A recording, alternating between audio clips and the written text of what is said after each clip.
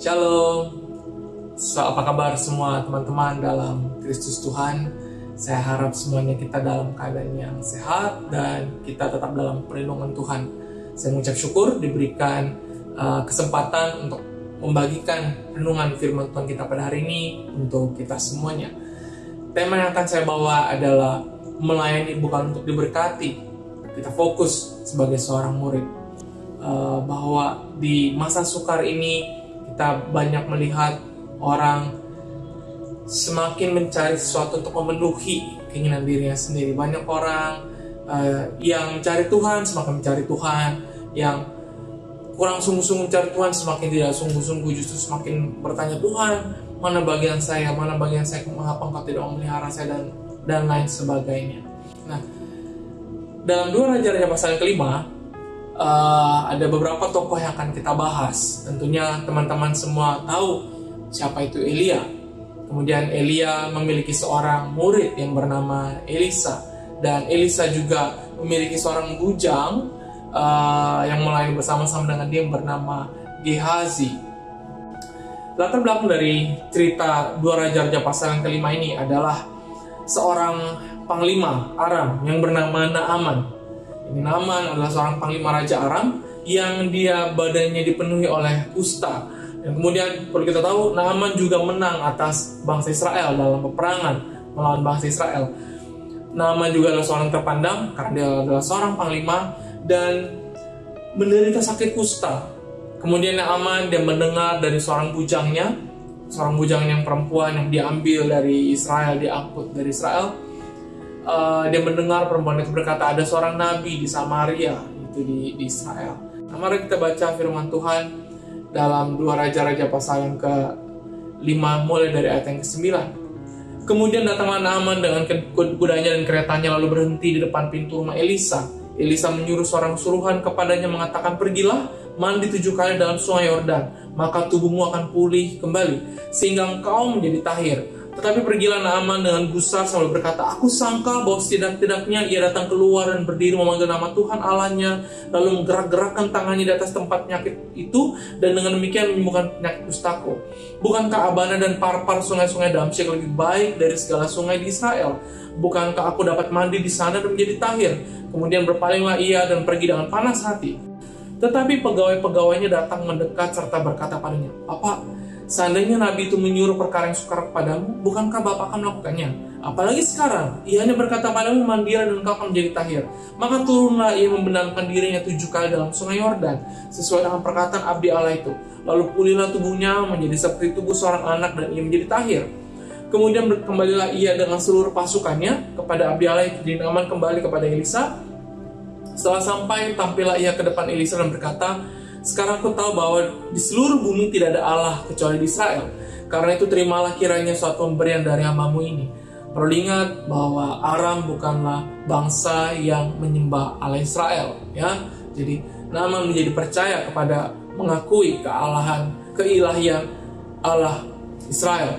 Tetapi Elisa menjawab, demi Tuhan yang hidup yang di hadapannya aku menjadi pelayan, sesungguhnya aku tidak akan menerima apa-apa. Dan walaupun Naaman mendesaknya supaya menerima sesuatu, ia tetap menolak. Akhirnya berkatalah Naaman, jikalau demikian, biarlah diberikan kepada hambamu ini tanah sebanyak muatan sepasang bagal, sebab hambamu ini tidak lagi akan mempersembahkan korban bakaran atau korban sembelihan kepada Allah lain kecuali kepada Tuhan. Dan kiranya Tuhan mengampuni hambamu ini dalam perkara yang berikut. Apabila Tuanku masuk ke Rimon untuk sujud menyembah di sana, dan aku menjadi pengapinya, sehingga aku harus ikut sujud menyembah dalam kul Rimon itu, kiranya Tuhan mengampuni hambamu ini dalam hal itu. Jadi di sini Naaman mengalami perubahan hati, dia mengakui Tuhan dan dia mau menyembah kepada Tuhan. Maka berkata Elisa kepadanya, pergilah dengan selamat. Setelah Naaman berjalan tidak seberapa jauhnya, berpikirlah Gehazi, bujang Elisa, abdi Allah, sesungguhnya Tuanku terlalu menyegani Naaman orang Arab ini dengan tidak menerima persembahan yang dibawanya. Demi Tuhan yang hidup, sesungguhnya aku akan berlari mengejar dia dan akan menerima sesuatu daripadanya.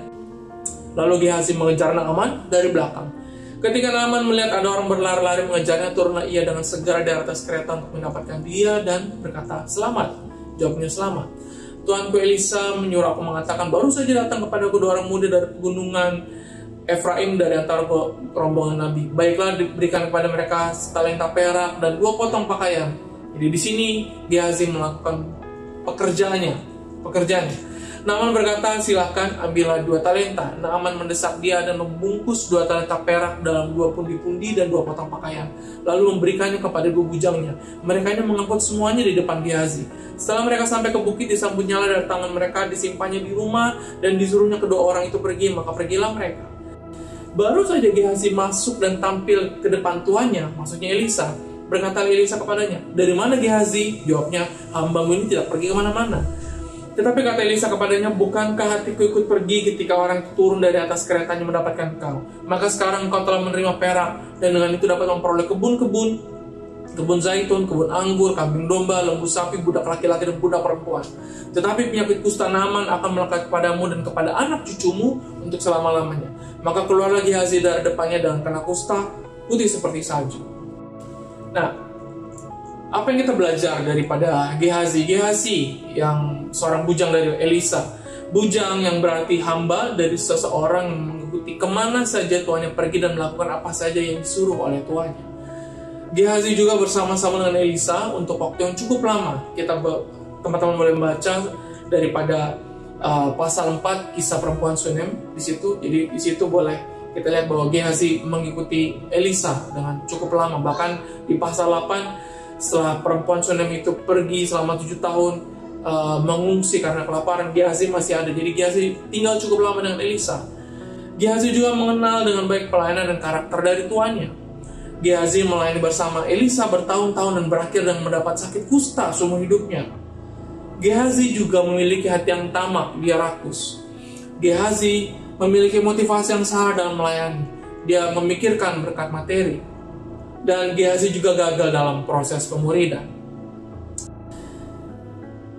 Saudara, teman-teman, Gehazi gagal dalam proses pemuridan. Dia gagal untuk berespon dengan benar dalam proses pemuridan. Mengapa pemuridan ini penting? Saudara perlu tahu bahwa kekristenan tanpa pemuridan adalah kekristenan yang membosankan, sangat sedikit mengalami perubahan dan cenderung lebih banyak mendengar daripada melakukan. Kita mungkin saja tidak mendapat kusta seperti Gehazi, tapi sangat mungkin kita memiliki hati yang salah dalam melayani seperti Gehazi. Jadi apa pesan firman Tuhan? Ada 3 hal yang akan saya bagikan kepada teman-teman semua. 3 respon daripada firman Tuhan ini. Yang pertama adalah bersungguh-sungguh dalam pemuridan.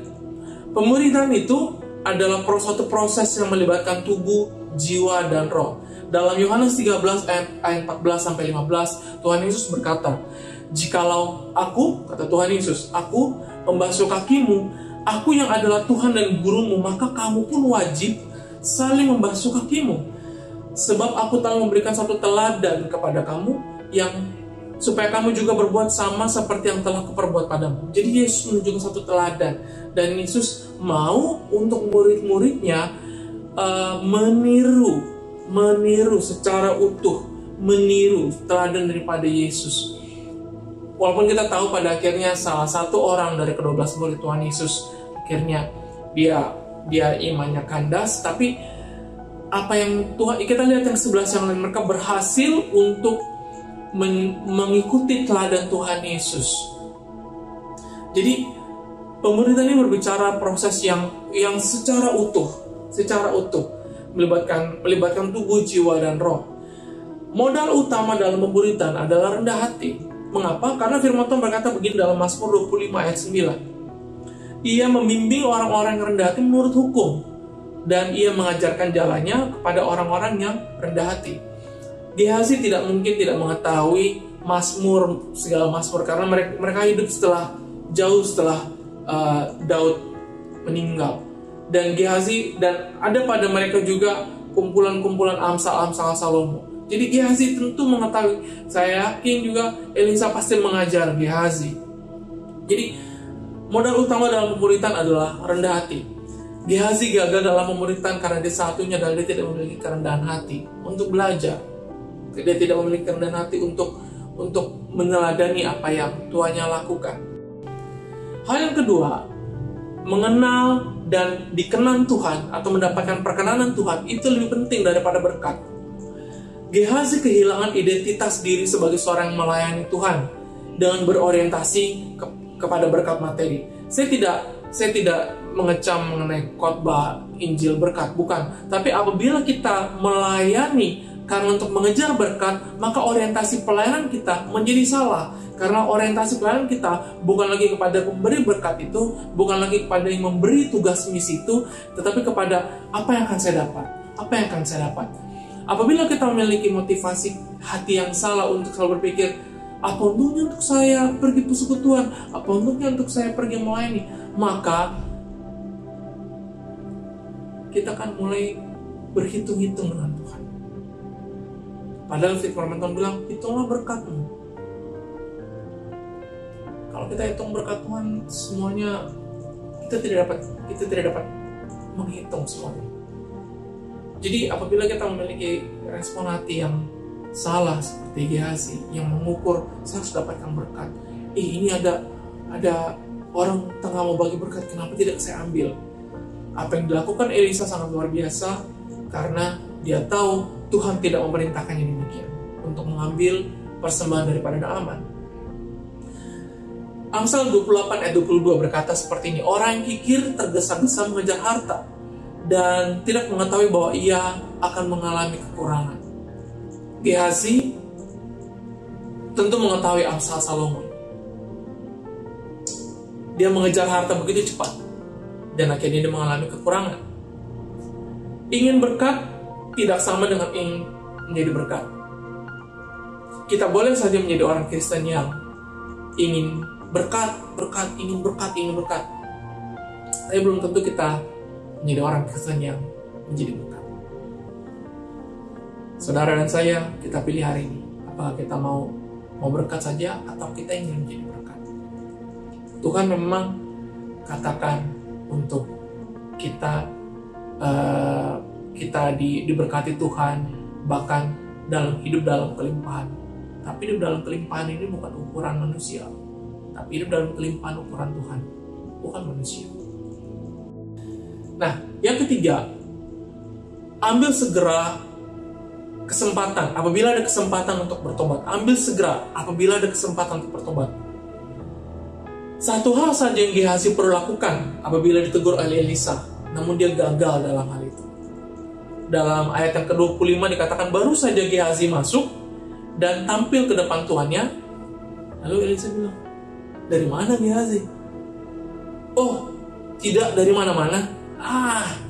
Satu kesalahan luar biasa karena mentor Anda mengenal Anda dengan baik, guru Anda mengenal Anda dengan baik, mungkin pendeta Anda, mungkin cell group leader Anda mengenal Anda dengan baik, bagaimana karakter Anda, dan mereka mungkin mendapatkan satu pesan daripada Tuhan. Dan apabila kita ditegur, respon yang harus kita lakukan adalah seperti Daud ditegur oleh Nathan. Daud tidak menyembunyikan dirinya. Daud tidak mengelak atas kesalahannya. Apabila Nathan telah membukakan kesalahan Daud, pada hari itu juga Daud bertobat atas apa yang dia lakukan, dosa perzinahan itu. Pertobatan tidak boleh dibatasi oleh masa, jabatan, keadaan atau situasi, keadaan fisik dan perasaan. Pertobatan ini tidak boleh dibatasi oleh apapun. Entahkah kita tengah bekerja, atau tengah malam hari, atau manapun, atau tengah mau tidur, apabila kita diingatkan Tuhan untuk kita bertobat. Tidak dibatasi oleh jabatan, tidak peduli sama ada apakah orang yang menegur kita atau firman Tuhan yang disampaikan kepada kita oleh orang yang secara jabatan jauh di bawah kita. Seperti Daud kepada Nathan. Daud adalah seorang raja, Nathan adalah seorang nabi biasa, nabi yang seharusnya dia bukan maksudnya bekerja untuk raja, tapi nabi yang merupakan jadi seperti rakyat biasa. Tapi Daud mendengar apa yang Nathan sampaikan, apalagi sepatutnya Gehazi apa yang disampaikan oleh Elisa.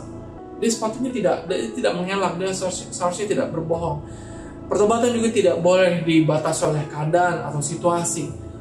Oke, entahkah situasi kita sedang baik atau buruk, pertobatan tidak boleh dibatasi. Keadaan fisik, kita buta kah, kita tidak dapat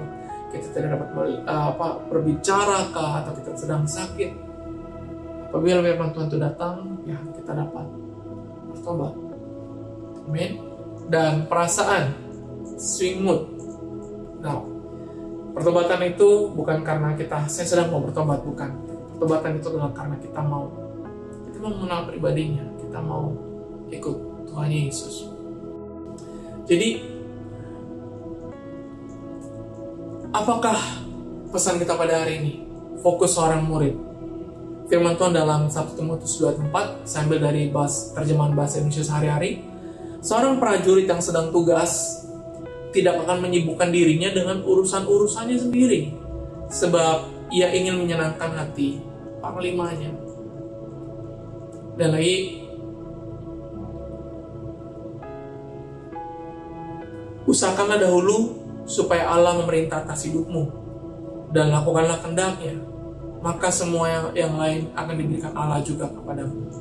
Jadi apabila kita pada hari ini kita menemukan respon hati kita selalu mencari Tuhan, apa berkat untuk saya. Mari kita sama-sama kembali kepada fokus seorang prajurit, yaitu kita tidak memusingkan diri akan keperluan kita. Bukan maksudnya saya bilang kita tidak bekerja, bukan. Tapi kita fokus kepada apa yang menjadi kehendak Tuhan. Percayalah, saya percaya selama beberapa tahun saya hidup rohani, saya hidup mengikuti Yesus, saya tidak pernah melihat orang yang sungguh dengan Tuhan khawatir akan hidupnya. Kita mungkin boleh takut akan masa depan, tapi kita tidak hidup dalam ketakutan itu. Kita mungkin boleh khawatir apa hari esok, atau keluarga kita yang sakit, kita risau, tapi kita tidak hidup dalam kekhawatiran itu. Kita tidak hidup dalam kerisauan itu. Sehingga apabila kita fokus kepada Tuhan, kita fokus ikut mengikuti Tuhan, kita fokus melakukan, mencari kehendak Tuhan, melakukan apa yang diinginkan, kita akan menjadi berkat. Dan apabila kita menjadi berkat, Tuhan akan menjaga kita. Sama seperti perumpamaan ini. Tidak ada seorang yang bekerja di dalam office, dia akan bawa meja dia sendiri, kursi dia sendiri, dia akan bawa perlengkapan office dia sendiri, dia bawa alat-alat untuk menulis dia sendiri, dia bawa bilik sendiri, tidak. Semuanya disediakan oleh company itu, oleh majikan dia. Dan majikan dia akan mengurus untuk gajinya, untuk gaji orang itu, supaya orang itu dapat menghidupi keluarganya. Orang itu bekerja bukan berpikir berapa gaji saya esok, bukan. Tapi itu urusan majikannya.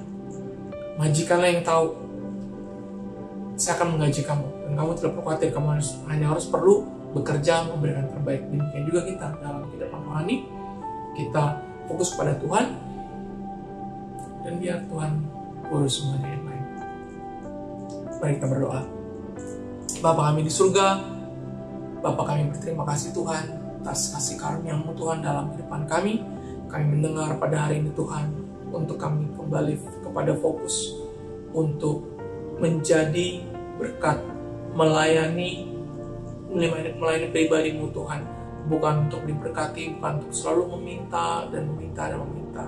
Ampuni kami Tuhan apabila kami memiliki hati yang salah Tuhan, hati yang tamak, hati yang rakus, hati yang risau akan kebutuhan materi ya Tuhan Yesus, keuangan dan segala yang lain Tuhan.